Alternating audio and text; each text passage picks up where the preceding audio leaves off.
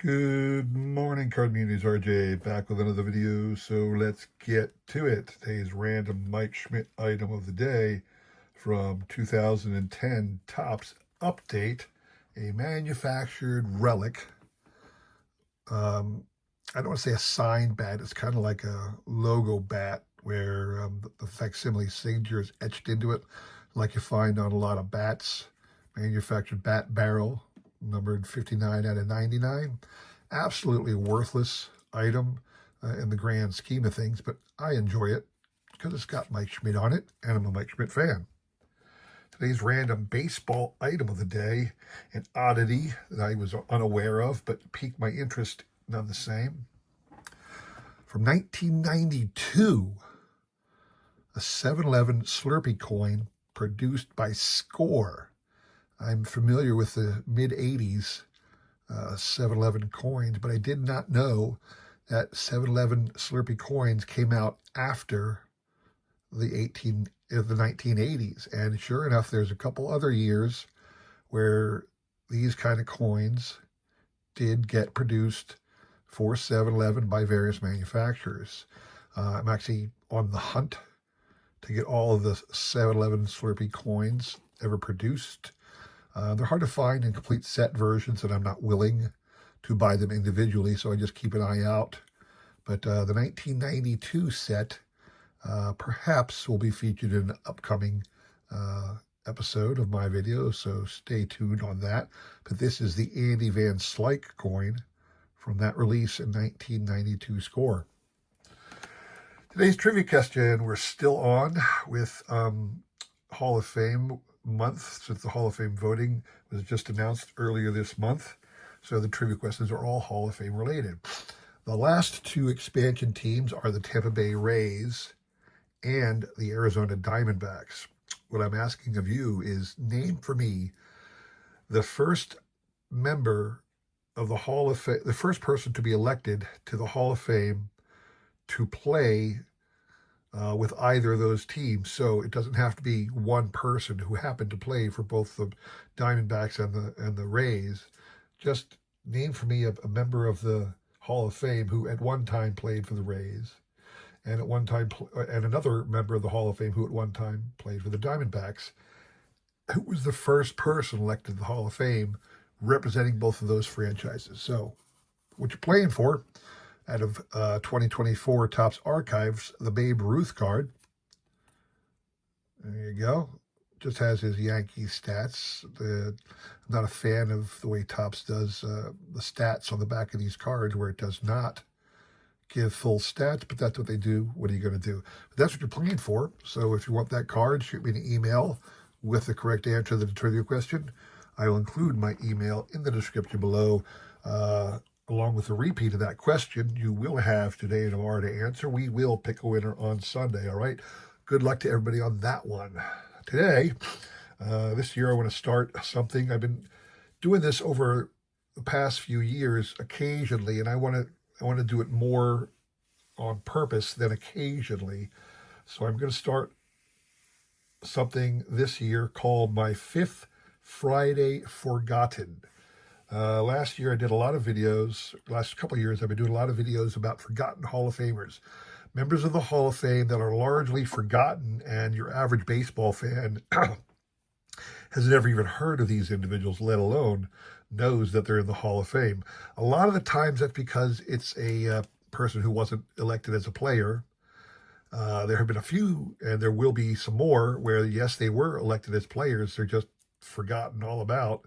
But today it is a manager that many people have never even heard of, let alone forgot about.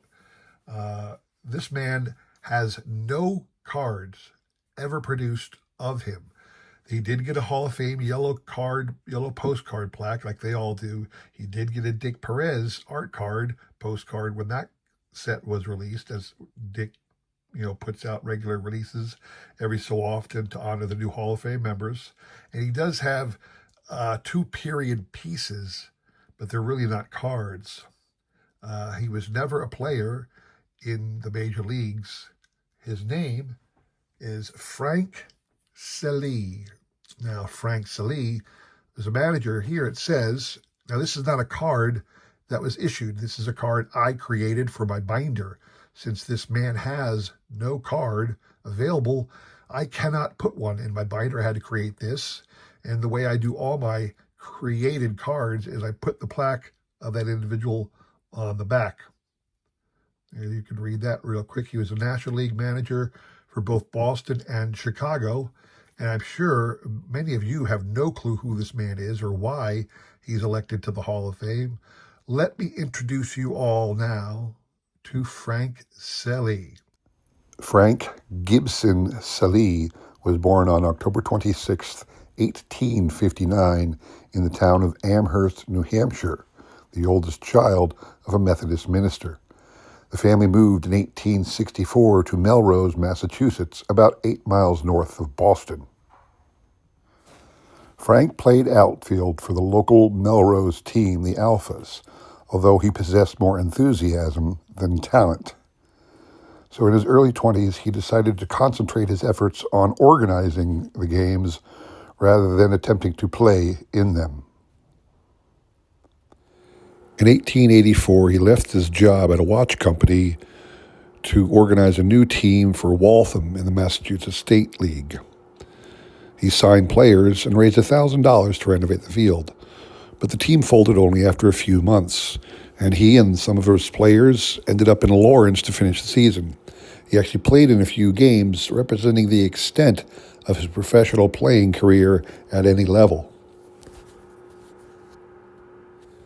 In 1885 and 1886, he managed at Haverhill in the New England League, and in 1887 went to Oshkosh in the Northwestern League as their manager.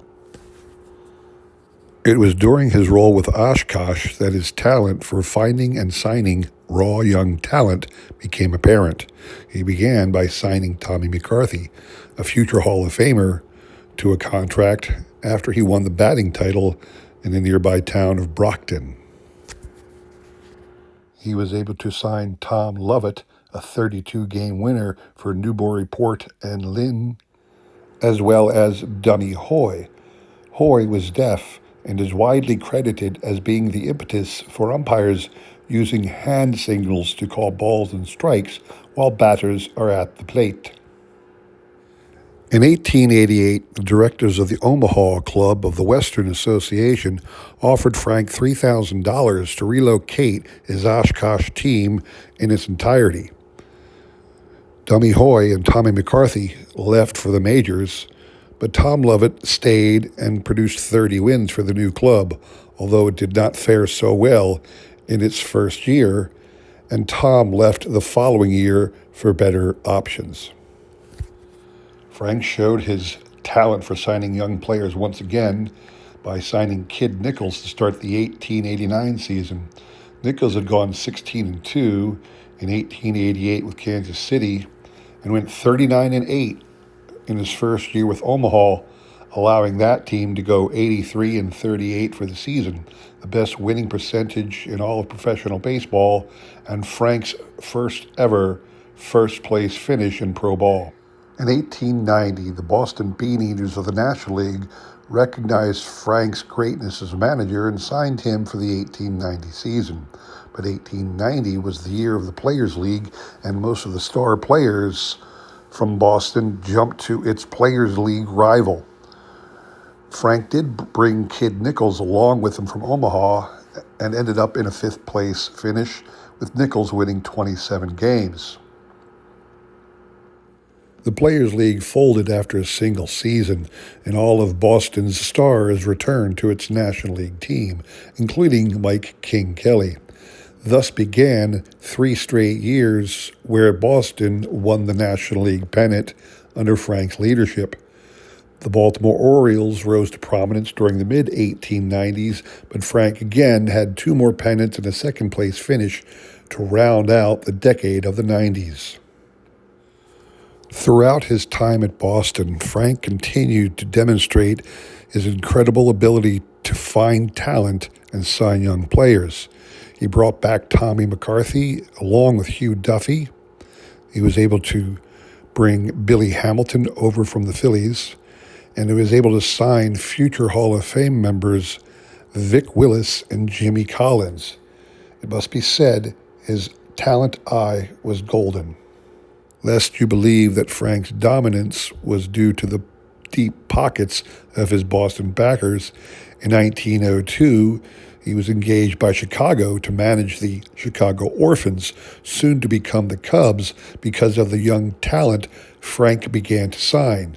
It was Frank who signed Tinkers to Everest to Chance and Mordecai Brown. It was Mr. Selee who moved Frank Chance from catcher to first base. At some point during his managerial stint with the Cubs, Mr. Selee caught a cold that affected his lungs, and he was forever dealing with that issue for the rest of his life and in ill health and failing thereafter. In 1905, he had to step away from the Cubs' managerial duties, passing the reins at mid-season to Frank Chance. And it was Mr. Chance who benefited thereby, winning 4 pennants in the next 5 years and 2 World Series. Frank moved to Denver, Colorado late in 1905, hoping that the crisp mountain air would improve his lung condition. It did not. He dabbled in local baseball up until his death in 1909 at the age of 49. His parents, who were still living at the time, had his body shipped back to Massachusetts, where they had him laid to rest in the cemetery in the town of Melrose, Massachusetts. It took a long while for baseball to recognize Frank Selee's greatness as a manager and a judge of baseball talent. The Veterans Committee finally elected him in 1999 to the Baseball Hall of Fame. So I hope you gained a little bit more appreciation about why Frank belongs in the Hall of Fame. Even his Hall of Fame plaque, if you couldn't read it before, literally says down here at the bottom, or I'll read the top, it says, a master strategist and an impeccable judge of talent. That is what Frank has to be known for more than anything, is his ability to find raw young talent. At the end, it says he captured 5 pennants and managed 12 future Hall of Famers. Many of those future Hall of Famers he found and developed on his own.